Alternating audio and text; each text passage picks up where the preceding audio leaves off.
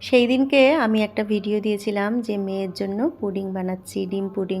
তো আজকে সেই ডিম পুডিংটা কিভাবে বানিয়েছি সেটাই তোমাদের সাথে শেয়ার করছি। যদি কারো মনে হয় এই বানানোটা শিখবে তাহলে এই ভিডিওটা দেখতে পারো। প্রথমে আমি 500 দুধ নিয়েছি আর দুধটাকে জাল বসিয়ে দিয়েছি। আর এর মধ্যে 2টো এলাচ আমি ফাটিয়ে দিয়েছি। একটুখানি ফুটে উঠলে ভালো করে নেড়ে চেড়ে এলাচটাকে মিশিয়ে দিতে হবে। আর আমি যেহেতু মিষ্টি খাবো না, তাই আমি কিন্তু এর মধ্যে কোনো চিনি অ্যাড করিনি। তোমরা যদি চিনি খাও তাহলে এই অবস্থাতেই কিন্তু চিনিটা দিয়ে দেবে।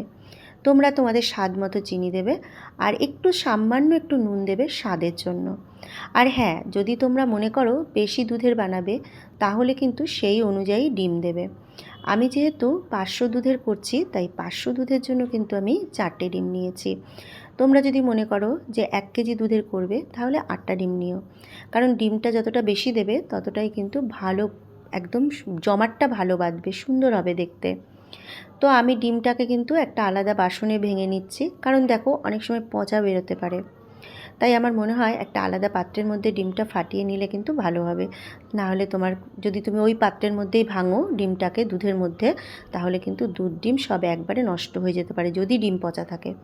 তাই একটা আলাদা পাত্রের মধ্যে এইভাবে ডিমগুলোকে ভেঙে নেবে, দিয়ে ভালো করে একটা চামচ দিয়ে ঘুটে নেবে। আর এর মধ্যে কিন্তু কিছুই মেশাতে হবে না, শুধু ডিমগুলোকে ফাটিয়ে ভালো করে ঘুটে নেবে, নিয়ে এই উষ্ণ গরম দুধের মধ্যে মিশিয়ে দেবে ডিমটাকে। ভালো করে ঘুটে মিশিয়ে দিতে হবে, এটাকে একদম সুন্দরভাবে এর সাথে মিশিয়ে দিতে হবে। দুধ আর ডিম যেন একেবারে মিশে খুব সুন্দর হয়ে যায়। তারপরে এটাকে নাবিয়ে সাইড করে রেখে দিতে হবে। আর এটাকে একটা সাইডে রাখার পরই একটা বাটি বসিয়ে দিতে হবে, টিফিন বক্স যেটার মধ্যে তুমি বানাবে। সেই টিফিন বক্সের মধ্যে তুমি কিছুটা ঘি দিয়ে দেবে আর ওর মধ্যে দিয়ে দেবে চিনি।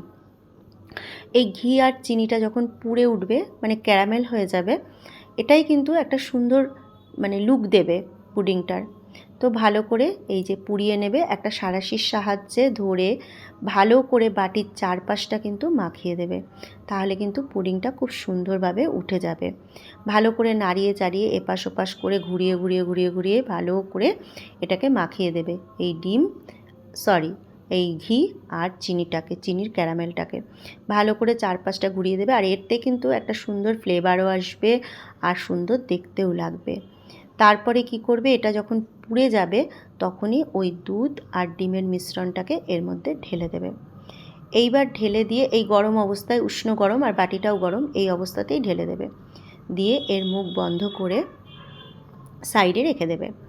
দিয়ে একটা প্রেসার কুকারে অল্প পরিমাণে জল বসাবে, যাতে বাটির নিচটা একটু ডুবে থাকে। অতিরিক্ত জলও দেবে না, আবার একদম কম জলও দেবে না, মোটামুটি একটা আন্দাজ করে জল প্রেসার কুকারে বসিয়ে দেবে। আর যদি তোমরা মনে করো কড়াইতে একটা স্ট্যান্ড বসিয়ে করবে, সেটাও করতে পারো। আমি প্রেসার কুকারেই করি, তাই প্রেসার কুকার বসিয়ে দিয়েছি আর তাতে জল দিয়ে দিয়েছি। এইবার এই জলের মধ্যে বাটিটাকে হালকা করে ধরে বসিয়ে দিতে হবে। বাটিটাকে কিন্তু ভালো করে চেপে দিতে হবে, যেন প্রেসার কুকারে যখন সিটি পড়বে মুখটা যেন খুলে না যায়। এইরকম একটা টাইট মতো টিফিন বাটি নিয়ে নেবে। ব্যাস, এরপরে ঢাকনা দিয়ে আমি আটকে দিলাম। দিয়ে আমি 2টো কি 3টে সিটি দেবো। তোমরা যেরকম ইচ্ছে, কেউ 2টোও দিতে পারো, 3টেও দিতে পারো, আমি 3টে দিয়েছি। এইবার আমি সিটিটাকে বন্ধ করে গ্যাস নিভিয়ে রেখে দিলাম। এবার যখন প্রেসার কুকারটা ঠান্ডা হয়ে গেল, আমি তখন প্রেসার কুকারের থেকে বাটিটাকে খুব সাবধানের সাথে বের করতে হবে। আগে দেখতে হবে যে ঢাকনাটা খুলে গেছে কিনা। তো বাটিটাকে বের করে আমি এই গরম বাটিটা, যেহেতু মুখটা খুলতে পারবো না, ঠান্ডা করার জন্য আমাকে অপেক্ষা করতে হবে, তাই আমি ডাইনিং টেবিলের উপরে রেখে দিলাম কিছু সময়ের জন্য। এরপর আমি বাটিটাকে রেখে দিয়েছিলাম ফ্রিজে। যখন ঠান্ডা হয়ে গেছে তখন আমি কিন্তু এটাকে বের করে তারপরে ডেকোরেশন করেছি আর সবাইকে খেতে দিয়েছি। কেমন